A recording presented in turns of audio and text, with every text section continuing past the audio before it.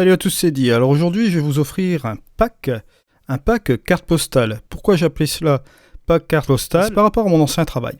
Parce qu'en fait, avant, je travaillais dans le secteur du souvenir.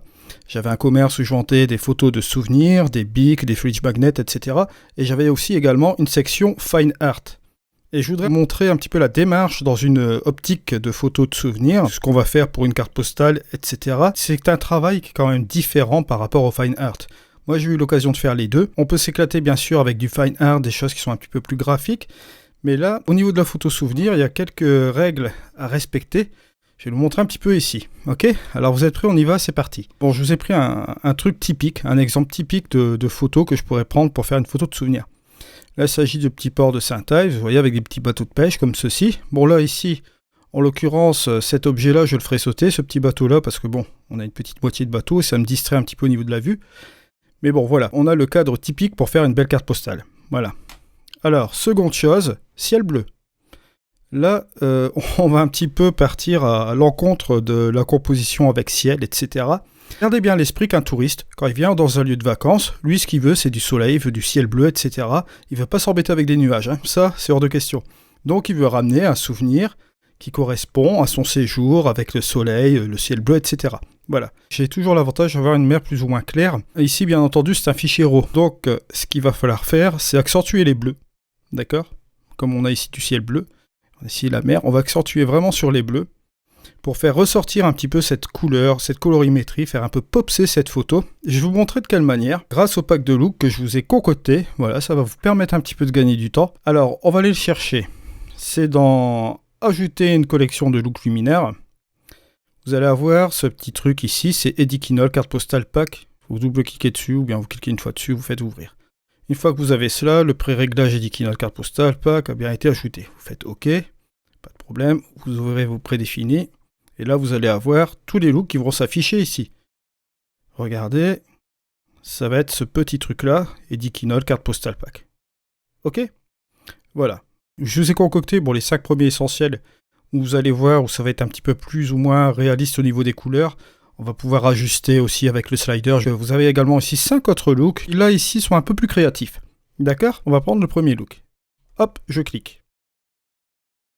Voilà. Alors vous voyez, en un clic, on est passé de ça, voilà, image un petit peu plus ou moins plate, hein, à ça.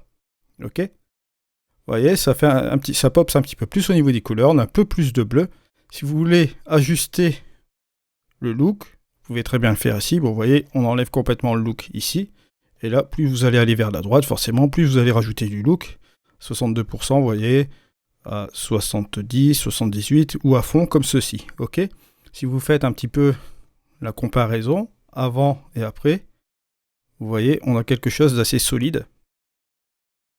Et ça, je vous garantis que si vous imprimez ça en carte postale, si vous mettez ça en fridge magnet, c'est succès garanti. Ce que je voulais vous dire aussi, dans les photos de souvenirs, c'est pas du fine art. Du fine art, j'en vendais aussi dans le magasin, mais ce que le touriste cherche, c'est la photo souvenir. Et la photo souvenir, c'est quoi? C'est la photo de jour.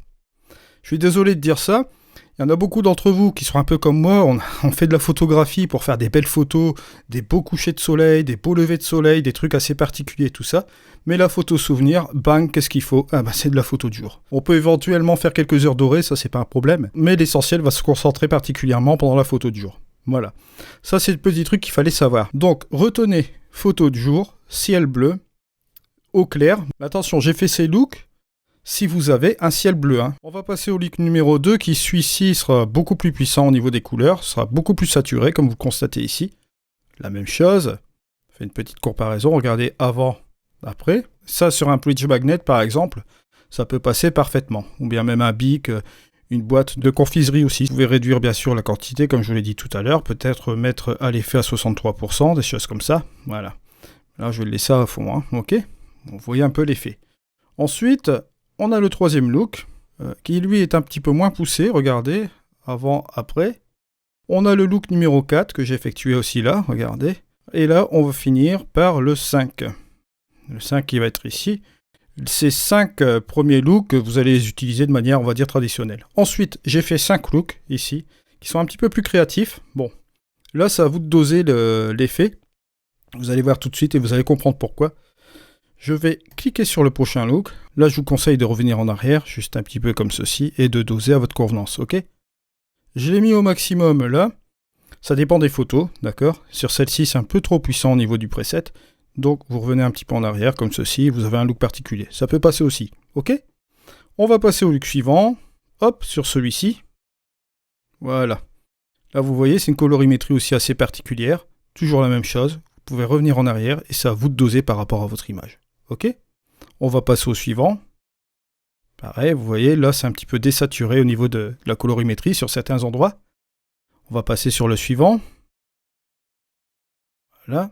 Si je fais la différence avant, après, regardez, ça fait assez particulier, pas trop mal. Et vous avez enfin le dernier. Vous voyez. Bon, par définition, je vous conseille de jouer avec les 5 premiers en priorité. D'accord?